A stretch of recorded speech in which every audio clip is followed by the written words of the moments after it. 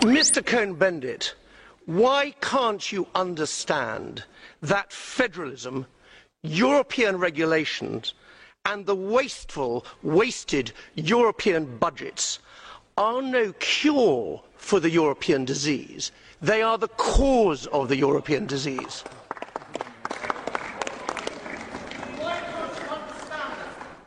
Mr. Earl, why can't you understand that the time of the Earls are over? They are not the solution of the democracy. Can't you understand this? Tant que le Parlement européen n'aura pas le front de révolte de dire au Conseil, de dire à la Commission, eh bien, où il y a un budget européen de relance pour la transition énergétique, pour la relance économique, pour aider les pays qui ne peuvent plus mobiliser des fonds eux-mêmes, eh bien, si vous suivez cette logique néolibérale, le chantage de pays comme la Hollande, comme de pays comme l'Angleterre, eh bien, vous emmenez l'Europe dans le mur. On n'a rien entendu d'intelligent de M. Van Rompuy depuis qu'il est président de l'Union européenne. Donc pourquoi c'est lui qui va nous sauver du marasme dans lequel tout le monde s'est mis? Monsieur le Président, chers collègues, j'avoue que c'est fantastique. Nous assistons à la coalition des hypocrites.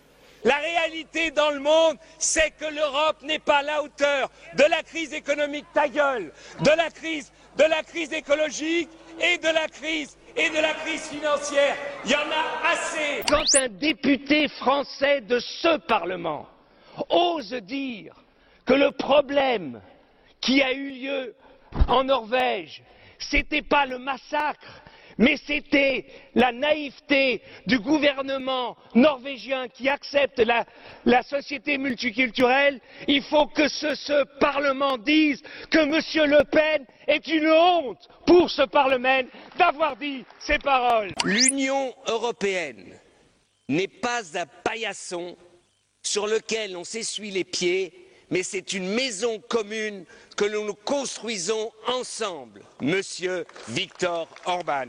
Au moins dites aux Israéliens, dites-leur, s'ils continuent les constructions, eh bien vous pousserez les États européens à tout de suite accepter la reconnaissance de l'État palestinien. Faites-leur le même chantage qu'ils font avec vous. Faites de la politique, Madame Ashton. La politique, c'est pas de la prière. Des gouvernements européens. La majorité de ce Parlement ont pendant des années soutenu la structure de la dictature et le dictateur tunisien. Encore la semaine dernière, la majorité des groupes refusait un débat sur la Tunisie et refusait une condamnation de Ben Ali. Madame Ashton, vous faites un appel au calme. Mais alors nommez un chat un chat. Ce sont les troupes de Moubarak qui ont installé la terreur sur la place aujourd'hui en Égypte. Ce n'est pas les manifestants. Donc ne demandez pas à tout le monde le calme, demandez à M. Moubarak d'arrêter d'agresser les manifestations parce qu'il fait cela pour pouvoir dire après « je vais remettre de l'ordre dans le chaos ». Je demande que vous reconnaissiez ce gouvernement intérimaire. Pourquoi? Parce que c'est la seule force qui peut amener la démocratie. Kadhafi ne doit pas gagner, car si Kadhafi gagne, c'est la fin de tout espoir de démocratie dans beaucoup de régions et c'est la prime aux dictateurs. Vous allez manger avec des baguettes avec le président de Chine pour ouvrir les Jeux Olympiques. Bon appétit.